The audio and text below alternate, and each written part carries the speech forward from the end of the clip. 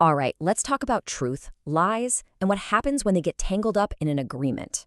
We all know telling the truth is a big deal, right? Especially when you're signing on the dotted line.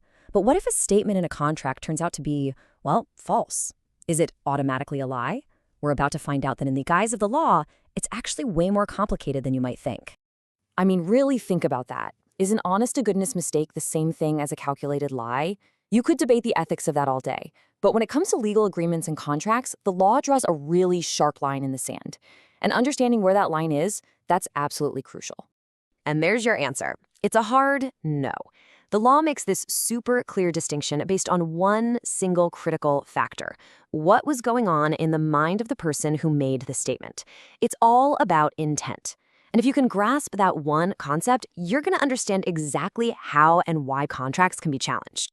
So to really get to the bottom of this, we're going to do something a little different. We're going to solve a puzzle, a question taken straight from the legal world that's going to help us unlock this entire idea. Okay, here it is. This is our mystery.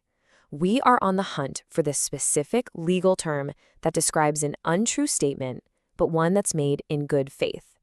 You know, a situation where someone says something that isn't technically true, but they genuinely believe it is. They're not trying to pull a fast one, it's just an honest mistake. And here are our suspects. We've got 4 different types of misrepresentation. Now, at first glance, they might all sound kind of the same, but trust me, each one describes a totally different state of mind. Our mission is to figure out which one of these fits our scenario like a glove.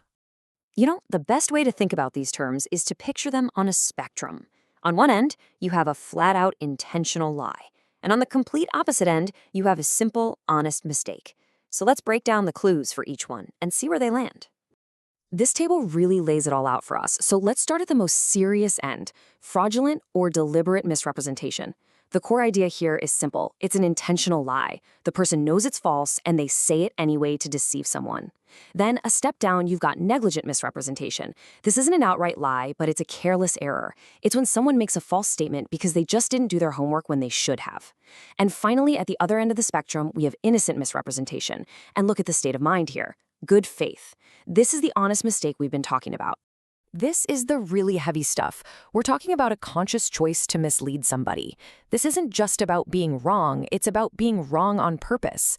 The person knows what they're saying is false, but they say it anyway to trick the other person. And in the eyes of the law, that is a very, very big deal. And this slide just makes it crystal clear, doesn't it? Look at the difference. With fraudulent misrepresentation on the left, the mindset is dishonest. They know it's false. The intent is to deceive.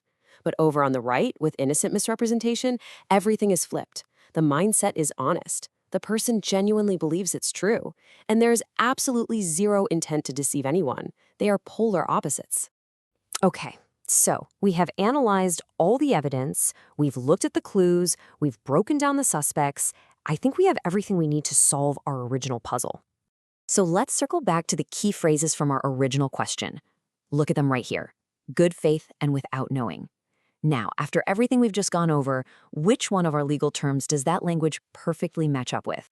These words, they're the smoking gun.